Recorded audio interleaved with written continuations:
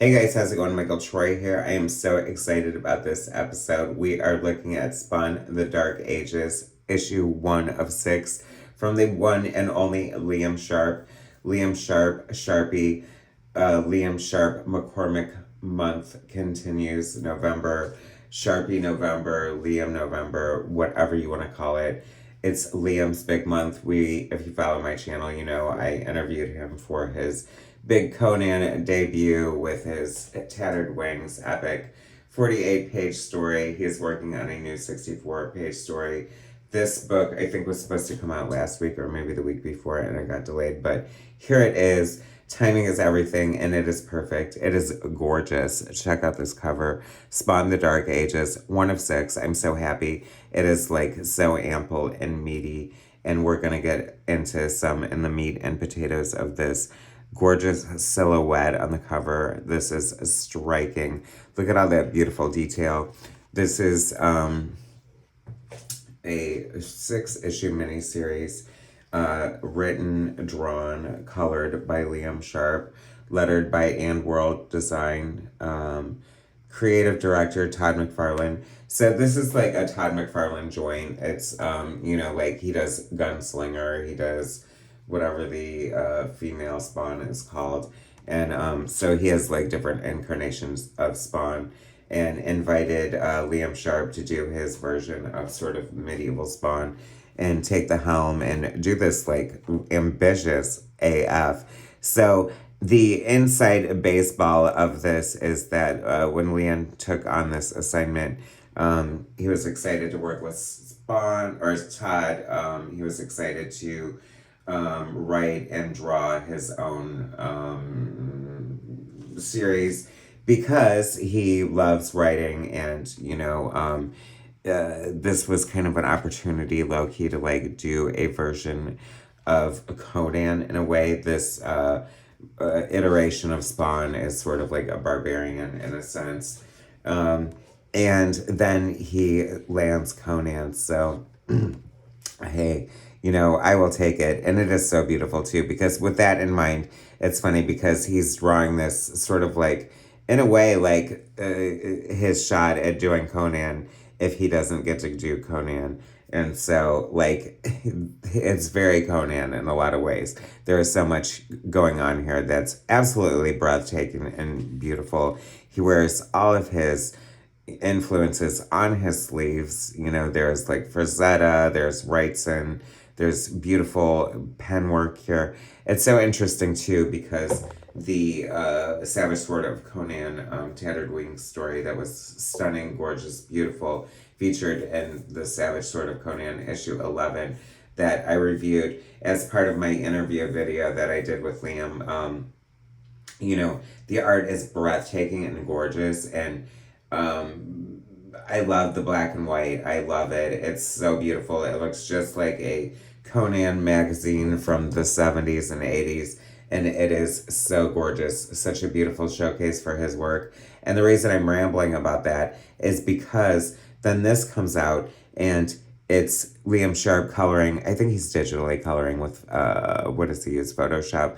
But it's like his pen and ink work on boards, and then they're scanning the boards, and then he's coloring them in Photoshop. And he also does digital painting in Photoshop, like his, I keep calling it his Reptilian. It's his, what do you call it? His Killer Croc Batman series, which is gorgeous as well. His digital painted style is stunning. I think he uses it a lot on Starhenge, perhaps, his sci-fi sword and sorcery creator-owned IP. So, I joke that Liam has like a career share parallel to share with all his comebacks, but he does in a way. You know what I mean? He came back after like a lot of fanfare, in my opinion, on Hulk and Death's Head, and sort of disappearing a little bit. He went to do his Made Fire, his own thing, where he was doing a lot of publishing. So even though he sort of disappeared from the limelight, it wasn't like he wasn't working and creating and just still giving a full throttle. But then he had the opportunity to get back into the spotlight with Wonder Woman, and that was like one of his share like comebacks. And it led to like The Brave and the Bold, and I feel like all these roads sort of led to Conan in a way, and he's finally getting to do Conan after sort of, he said, it's weird not seeing his stuff on the shelf for a while. So we had the first Conan story and Savage Sword of Conan, I believe it was number 9, and then we had Savage Sword of Conan 11, which was amazing, breathtaking, and how do you follow it up with this amazing, breathtaking, ambitious as hell, just like meaty, smorgasbord of rich, beautiful art and story here. I love it. I mean, look at these characters, so beautiful. Liam Sharp pulling out all the stops. Like I said, it's so funny, like, when you know that he's sort of like doing his best Conan here, like it does sort of like, I don't know, you can't help but see the Conan in it, but that like enriches it in a lot of ways, this is so beautiful, like this storytelling and this panel layout here. I feel like a lot of great comic book storytellers are sort of doing imaginative stuff with page layouts right now, and this is echoes that. I love it because it's like, a great comic book storyteller has to be able to, they say, take away the words and can you still tell what's going on, and it's so obvious what's going on here. It's so beautiful, and the colors are so good. They really do add a lot to it. I love it. You get to see this medieval Spawn character here in his element and going through his battles. And, what would a great barbarian story be without a beautiful, either, I don't know, damsel or sort of, I don't know, evil sorceress or whatever. I adore, like, this, like, headdress is so cool. Look at all the amazing, like, line work and stuff. And it's so crazy, too, with Liam doing the colors himself here. Like, there's this gorgeous pattern on her dress here that is absolutely not necessary, but it adds to it. You know what I mean? It makes it sort of real within this world. And he has a great way of doing it with adding so much, like, beautiful texture and different color to line art that is already sort of rich with detail. And it never gets confusing. It always, like, makes your eye kind of, like, want to stay on, like, the page forever. And it is such a triumph. It is. Look how beautiful this is, too. Like, the colors just add so much to it. As you will see in one of the pages coming up is, like, the gag of the whole book when we get to see this sort of, like, dark creature. I love the vertical panels here. That's such a great storytelling technique that, you can only get in comic books. That's what I like to see. It's like, utilizing the classic storytelling of comic books that I think is sort of lost a lot in modern comic books with, the desire to want to create something cinematic. But damn, if this isn't cinematic at the same time, right? It looks like every great, like, Conan movie, every great, like, Clash of the Titans, Sword and Sorcery, just fun, classic, like, all the elements are here. Like I said, like, the beautiful, evil sorceress and, sort of enchantress character. I love these vertical panels. I feel like that's very much, like, a lot of artists have something, I hate to use the word trope because I feel like that could have a negative connotation, but I mean it in a meaningful way, sort of like hallmarks rather, or signature, things of their style. And I think definitely long vertical panels like that are definitely one of Liam's in his wheelhouse for sure. I love this block here. This is such a great storytelling device too. This face is amazing. Tell me that's not Conan. I'm so sorry. Ugh, good Christ. I love that. That is so cool. Her face is gorgeous too. Like full throttle Frazetta happening here, but all Liam and himself. And speaking of Frazetta, this like made me gasp. I did have the pleasure and privilege of reading this digitally last week before me and Liam's exclusive interview about Conan. He generously shared this with me, and I have to say, I knew as much as I enjoyed rating it digitally, I knew that I was just gonna love it so much more, like the physical copy. And I definitely urge you to get the physical copy because it is stunning, gorgeous, and amazing in person. It is beautiful. The colors just pop. This, like I said, made me gasp. This is so cinematic and so beautiful, just like the way the sort of fog and dew around the character, and he is giving like major Death Dealer vibes, and I just have such an appreciation for the negative space here in the shrubs of the forest, and just like the way the tree behind him recedes into the fog. It is just beautiful. It is beautiful. I can't even imagine how gorgeous the original art for this must look in person.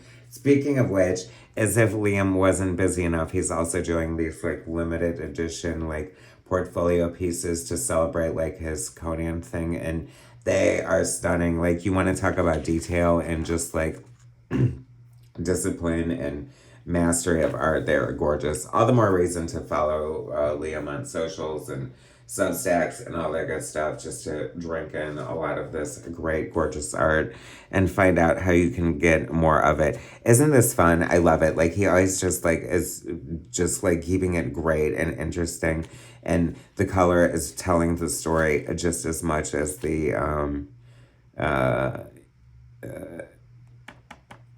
words and the visuals here. And you know, as much fun and as much of an ink and a nod, and like, you know, an opportunity for Liam to sort of flex his Conan muscles here, this still is a Spawn story, and we still are in Spawn's world. And I think it is so cool. Speaking of Death Dealer, right? Oh my gosh, did I let the cat out of the bag?